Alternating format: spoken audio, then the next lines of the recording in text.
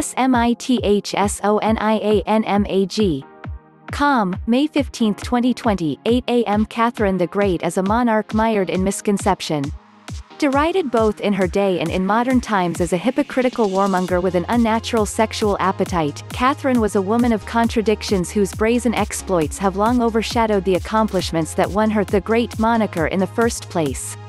Ruler of Russia from 1762 to 1796, Catherine championed Enlightenment ideals, expanded her empire's borders, spearheaded judicial and administrative reforms, dabbled in vaccination, curated a vast art collection that formed the foundation of one of the world's greatest museums, exchanged correspondence with such philosophers as Voltaire and Dennis Diderot, penned operas and children's fairy tales, founded the country's first state-funded school for women, drafted her own legal code, and promoted a national system of education.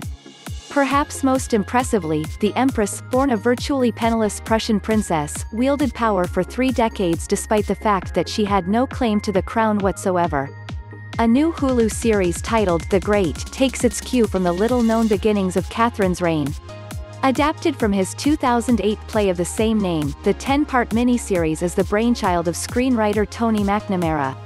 Much like how his previous film, The Favourite, reimagined the life of Britain's Queen Anne as a bawdy period comedy, The Great revels in the absurd, veering from the historical record to gleefully present a royal drama tailor-made for modern audiences. I think the title card reads, an occasionally true story, McNamara tells the Sydney Morning Herald's Michael Edato.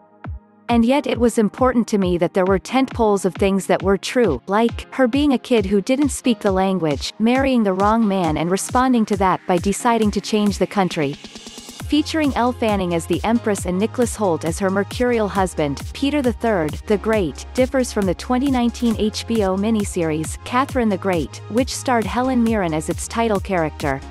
Whereas the premium cable series traced the trajectory of Catherine's rule from 1764 to her death, The Great centers on her 1762 coup and the sequence of events leading up to it. Here's what you need to know to separate fact from fiction ahead of the series' May 15 premiere. Elle Fanning and Nicholas Hoult in The Great, courtesy of Hulu. How did Catherine the Great come to power? To put it bluntly, Catherine was a usurper. Aided by her lover Grigory Orlov and his powerful family, she staged a coup just 6 months after her husband took the throne. The bloodless shift in power was so easily accomplished that Frederick the Great of Prussia later observed, Peter allowed himself to be dethroned like a child being sent to bed.